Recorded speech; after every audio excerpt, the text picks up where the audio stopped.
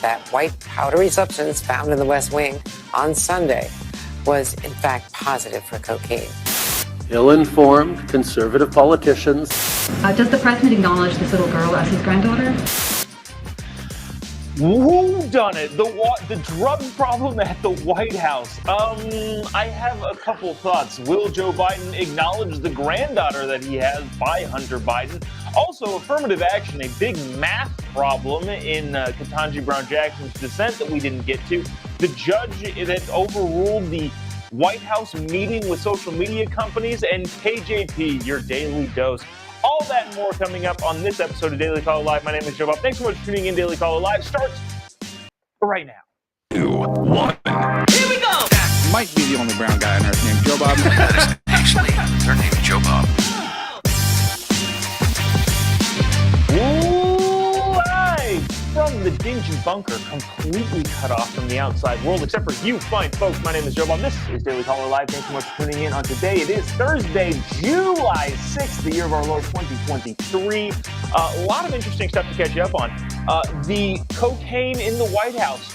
Who done it? Got a hilarious piece on that from Politico, of all people. Also, Ketanji Brown Jackson had a pretty bad mathematical error that I didn't really catch until recently on the affirmative action thing, and then KJP kind of states her case there. I want to get to this first. White House cocaine, you say? I wonder who it could have been. Now, to be fair here, I actually, if I were to take a stab in the dark and I were to bet money on it, probably not Hunter Biden.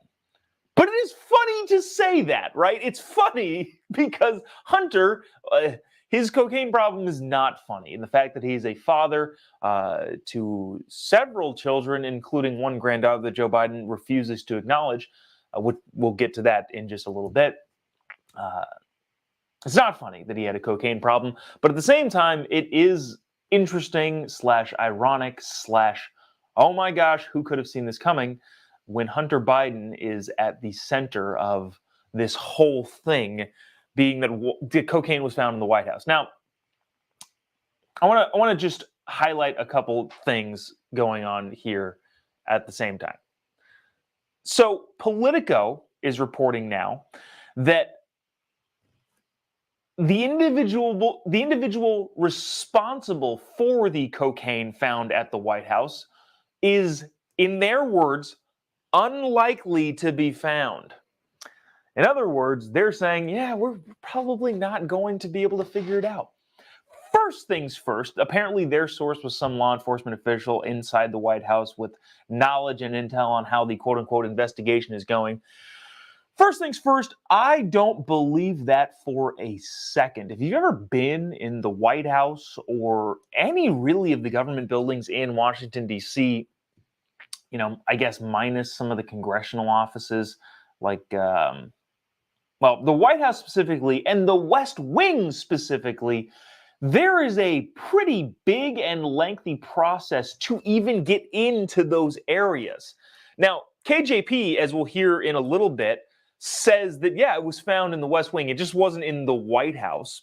Because if it was in the White House, just in general, and by that I mean the West Wing is where the offices are, and that's where all the president's staff is, and that's different than the residence, and that's different than the historical part and all that stuff, because you're allowed to tour the White House.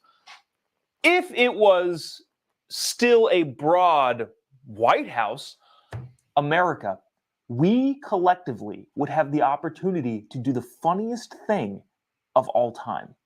If it's just somewhere in the White House, and if the Politico reporting is true that the perpetrator is unlikely to be found, oh my gosh, we could make national news all the time. I wouldn't have guessed it would have been this easy. Whoa! Heroin found in the White House. Who must have left it there? Well, a White House tour group with my name on it looks pretty suspicious. Now, what I'm not saying is that you should leave illicit drugs in the White House. All I am saying is that it can be done apparently way easier than I guess I would have thought. And considering that this story has stopped the nation's media and everyone is hyper-focused on the White House cocaine that was found, I still maintain that America as a whole has the opportunity to do the most hilarious thing of all time. Now, having said that, I do want to highlight some parallels here.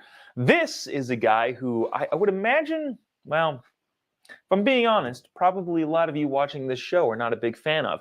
But he was asked on a radio show what would have happened if cocaine was found in the White House just a couple years ago when a previous administration was in town. How would the media be taking it? Watch this from Mike Pence. I did Hugh Hewitt's radio show this morning, and he said, if this had happened in your all's White House, what do you think the news would be covering today? Right? I mean, look, they need to get to the bottom of it. And it's a very serious matter. Illicit drugs found. I've heard it was in the library. I've heard it was in other places at the White House. It can be zero tolerance, and they've got to get to the bottom of it. The American people deserve answers. Yeah, think what you want about Mike Pence. He is right in this particular instance. You got to get to the bottom of it. One, I don't believe the Politico reporting that no one will be found, or that it's difficult and unlikely. Because remember, Politico, during the 2020 election, was one of the first people to jump on the Hunter Biden laptop is definitely Russian disinformation. So is this. The mainstream media covering up for Hunter Biden yet again. Who knows? Also weighing in on that is KJP, the White House press secretary. And, you know, it's possible, it's very possible that I labeled this particular thing something maybe not necessarily the most friendly to the White House press secretary, but we're going to put it on the screen anyway, because we'll be talking about it in just a quick second. Oh my gosh, is the thing gone? The Chiron's gone. That's okay. It said affirmative action hire takes questions. Here's what KJP had to say when asked about the White House cocaine. Watch this. And how it got. So, as you know, this is under the purview of the Secret Service. They are currently investigating what happened over the weekend, so I would have to refer you to the Secret Service on all of this. But one thing that I can share, that I'll share a little bit more information. As you know, the President and the First Lady and their family were not here this weekend, as you all reported on this, and as you also know that they left on Friday and returned just yesterday.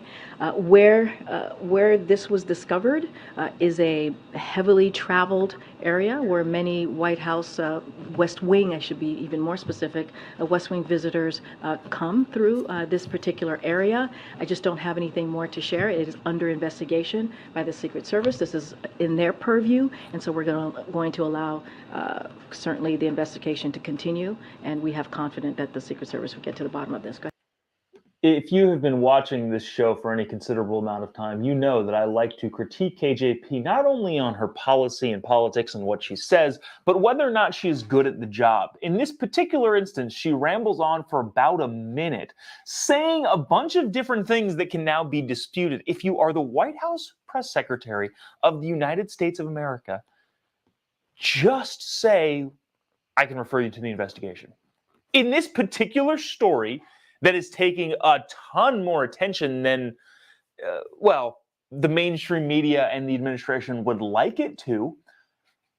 Don't sit there and ramble about, it was found in a heavily trafficked area and this and that and the other things, because the more you talk, KJP, the more you open yourself up to giving away information that people are going to ask questions about. Now, I think people should ask questions about it. I'm not defending the policy of the White House that apparently allows cocaine to be taken in quantities unknown to the public. What I'm saying is, if you were good at the job, rather than just being the affirmative action hire, you would know to not lead people down more questioning on a topic and a story that you don't want to be in the news. But that's that. So, the whole, just back to this little Chiron, because I just think it's funny. At the end of the day, I don't know. If I'm being honest with you, I don't know. But it is funny and ironic at this point to throw Hunter Biden into the mix of it, because for some reason, the last like 3 weeks, Hunter has been around a lot. Like a lot. But speaking, I guess, of another Hunter Biden story, the court case, I believe, in Arkansas, in which Hunter has a child with a former stripper, was wrapped up. Hunter Biden no longer has to pay, I believe, $50,000 a month or something, some crazy number. That number has gone down, and yet the president. This is sad, by the way. The president, even though Hunter is finished wrapping up with the custody, therefore proving that he is the father of this child, the president and the White House and the family as a whole is not allowing the media to call the granddaughter of the president of the United States his granddaughter. In several instances, Jill, when speaking to a thing, said, I forget how many grandchildren they have, but she said the wrong number if you count Hunter Biden's newest daughter, which again is very sad when Joe Biden names off all of his grandkids. That he brags about doing that, by the way. Just if you haven't seen a video of this, Joe Biden brags about being able to name off all of his grandkids and say, look, I'm not senile. I can name all the grandkids, which is a pretty low bar and a pretty attainable standard if you want to look at it that way. And doesn't name this little girl, which is, again, sad. And also, lastly speaking, the court hearing that tied up, actually second to last, said that the child cannot use the Biden name, which I don't understand what that means. I can go to the courthouse today and change my name to Hunter Biden if I wanted to. I'm not going to because that seems dumb, but I could. So I don't understand the name thing. The last thing, though, that I think is really, really fascinating about this is, well, the mom of this little girl / Hunter's baby mama apparently did not hire the best legal team, because in the deal, because Hunter is such a prolific painter, yes, if you forget that story, Hunter Biden is now a painter selling his art worth millions of dollars as a way to augment the influence peddling scheme that the Bidens have going. Hunter Biden, the brilliant painter that he is, now is set to give 2 paintings to the daughter to hopefully enhance her financial situation. Now, the problem with Hunter Biden's baby mama's lawyer is the fact that those paintings are worth nothing if they don't come with Hunter Biden's access to the president of the United States.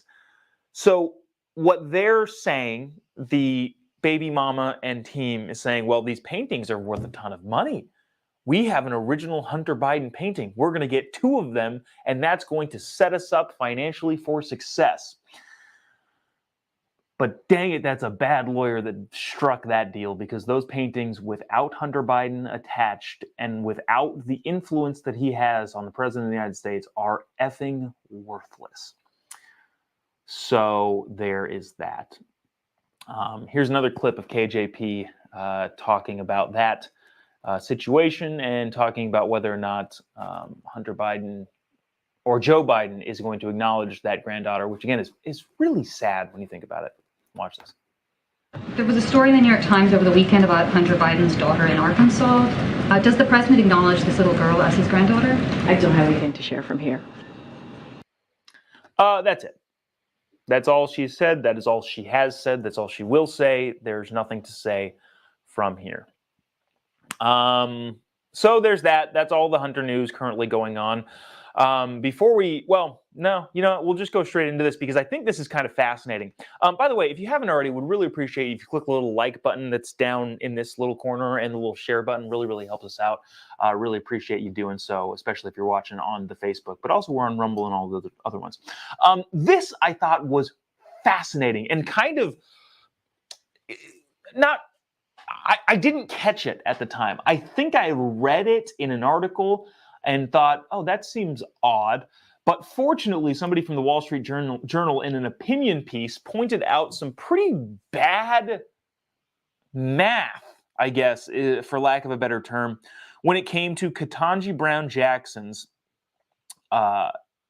dissent of the affirmative action case at the Supreme Court. If you are unfamiliar with this, Ketanji Brown Jackson and Kamala Harris, pictured here, both affirmative action hires, which is not a good place to be. You never want to be an affirmative action hire because then people always question whether or not you're capable of doing the job and you were hired because of merit and your skill, or if you were just hired to check a box because you have to have a certain number of skin color diversity because that makes sense.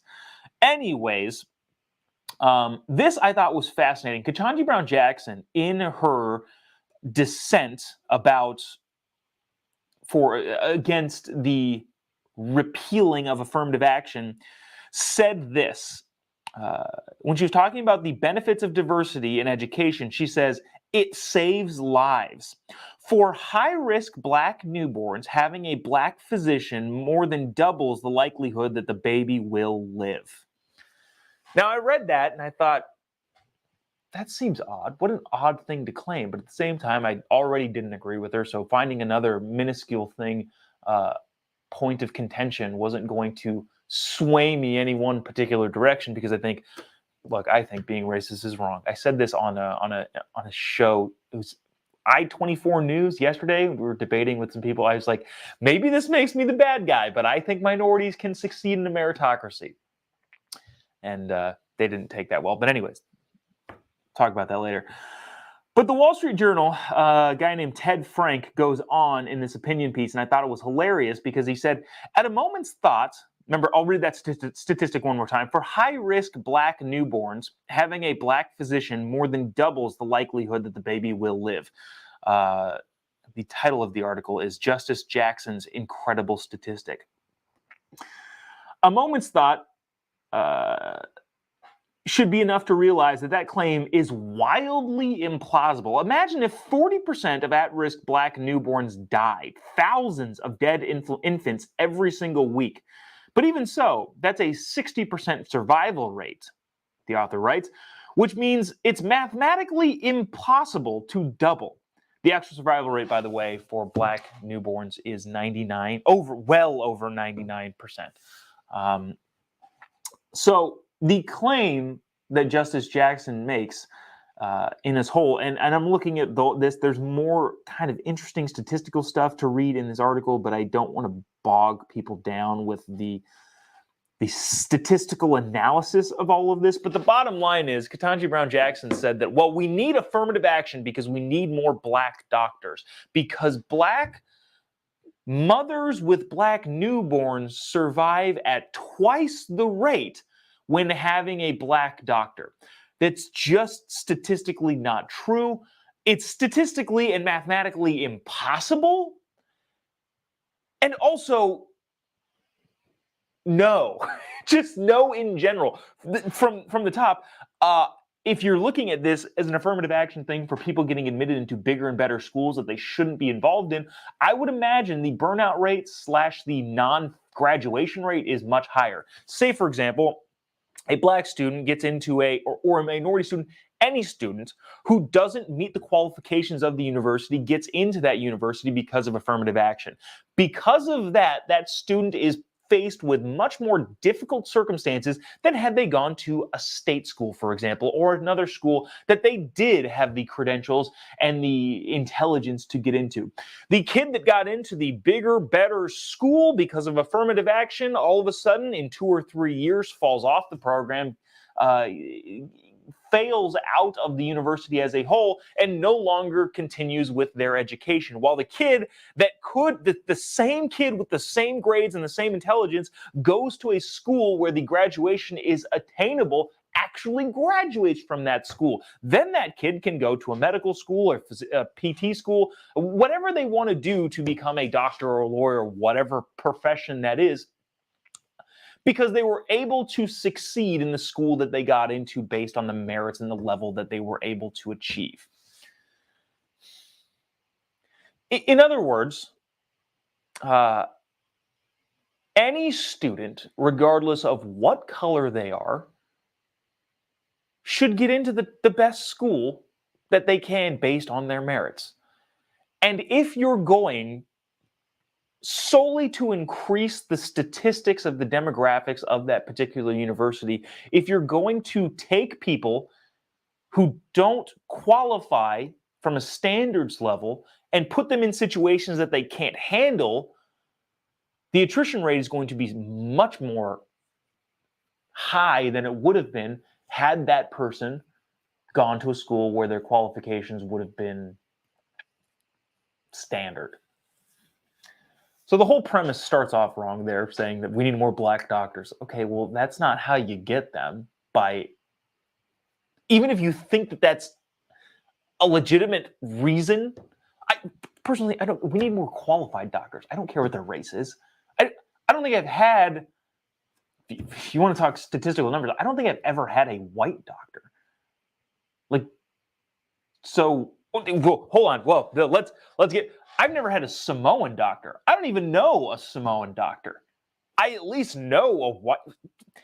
Bottom line is, one, having more black doctors is not going to happen if you have affirmative action, just from attrition out of schools that are past the qualifications. Two, why does that matter at all? And three, the statistics you're citing are terribly wrong. Anyways, I feel like I've belabored on that for far too long. The bottom line is Ketanji Brown Jackson, in her dissent, has a pretty interesting take on a pretty simple math problem that she got wrong. Let's go to this. Speaking of Hunter Biden and drugs. So this is kind of interesting. This is kind of somewhat personal, but also more indicative of the culture and the way policies and things are going. My wife and I take walks in the morning. Just fun thing we do. Sometimes we walk to the coffee shop. Sometimes we walk to the donut shop. Sometimes we walk around the neighborhood. Just fun things we like to do in the morning. This morning, however, we walk outside, and on one of the parkways in front of our house, still I think our property, we find this that you see pictured. That's the photo that I took this morning of a meth pipe. We found a meth pipe in our driveway this morning. Now, we don't live in a particularly bad area. We do decently well, and the crime rate in the city that we live in is pretty dang low. However, culturally and societally speaking, the acceptance of hard drugs, and in some cases, in counties close to us, the ability given by the government to do hard drugs is present, and that sort of culture and society is seeping into areas that it should not be in. It shouldn't be in any areas, but it's making the decent areas worse. The bad areas are already bad. Bad areas are getting worse. We talked about this a couple days ago when we were at Skid Row with the Daily Caller shooting a documentary about the police, but that'll come out when it comes out. The bad areas are already bad and still getting worse, and now some of the less bad areas, like the places we live, are now getting worse. Now, part of the big reason for this is this big push policy-wise, and I don't want to get into this whole like housing first, treatment first thing. We can talk about that at another time. But part of why this problem, in my opinion, is continuing and getting worse is the apathetic approach to helping people get off drugs as opposed to helping people continue to do drugs. This is a video clip from Canadian Prime Minister Justin Trudeau, just yesterday, interestingly enough, talking about safe injection sites and how conservatives just don't get it because they're too stupid to read the statistical analysis behind how this helps people. Watch this. Now, we all know Ill-informed conservative politicians have been attacking safe and supervised consumption services where many nurses work. But our government knows that health and social needs have grown far more complex, especially owing to the opioid crisis and its relationship with homelessness.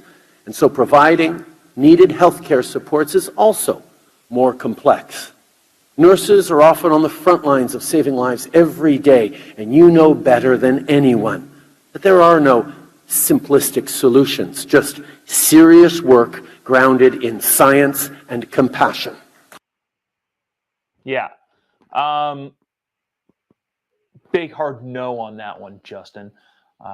Yes. Is it more difficult than a simple answer? Of course. Nobody denies that. But at the same time, saying that people should be allowed to use drugs in government-sanctioned facilities, and I'm not sure that he said that entirely there in that piece, but that is a case being made in a lot of places. Somebody asked, what state do you live in? Christine asked, what state do you live in? California. But in so many places in California, you have needle exchanges, you have safe injection sites provided by the government. And if you think that that's going to help people, one, disastrously wrong. And two, if you think that's going to make communities safer, it's not. So there's that. Yeah, we'll go ahead and end it on that one. We can talk about this internet thing. I do want to talk about the Afghanistan thing. Did you guys know, and this is completely, entirely deviating from the topic we were just talking about, but did you guys know that there was the Afghanistan report that we got inklings of in April was actually released? Does anybody know that? It was released one day ahead of a 4-day weekend, 5-day weekend for some. And Joe Biden was asked about it and said he was right on Afghanistan. Maybe we'll talk more about that tomorrow, but the report was released right before the holiday weekend, so nobody covered it. So maybe we'll talk about that more tomorrow, because honestly, I had missed it in the kind of fluff of the whole holiday weekend. So we'll talk about that tomorrow, and also maybe still get into the judge ruling that the administration can't meet with social media officials. So that'll do it for us today. Speaking of social media, if you haven't already, give me a follow on any of your social media accounts. I am now on Threads, which is, if you don't know, the Instagram version of Twitter. Just so you're aware, before you go on Threads and follow me, my Threads or Instagram, Twitter, maybe what I'll call it, is pure chaos. So beware that that's what it is. It's I don't know, Instagram, Facebook, Twitter is all kind of pretty tempered down. But for whatever reason, I decided to go nuts on this Threads thing, and we're sharing memes, we're making fun of people, we're saying untrue things for the fun of it. I think I tweeted out, Threads did out, what do I call that? Yeah, here's a taste of what you'll get if you follow me on Threads. Vegans are government robots to spy on the American people. Like that guy on the plane, definitely a vegan. Now, you either get that or you don't. But like I said, I'm now on Threads, the Instagram version of Twitter, and it is pure and utter chaos. So follow at your own risk. But yeah, you can follow me on any of your social media platforms. Just type in Jobob. You'll be able to find me pretty much anywhere. Getter, Twitter, Rumble, YouTube, Facebook, all of that. We are streaming on Rumble now. If you're watching on Rumble, I'm not sure how many people actually are watching there, because the platform we use has that doesn't matter. But yeah, if you're watching on any of the other platforms, you can also watch on Rumble if that is your preferred medium of video interface. But that'll do it for us today. We'll appreciate you sticking around. We'll see you tomorrow. Same time, same place. God bless America.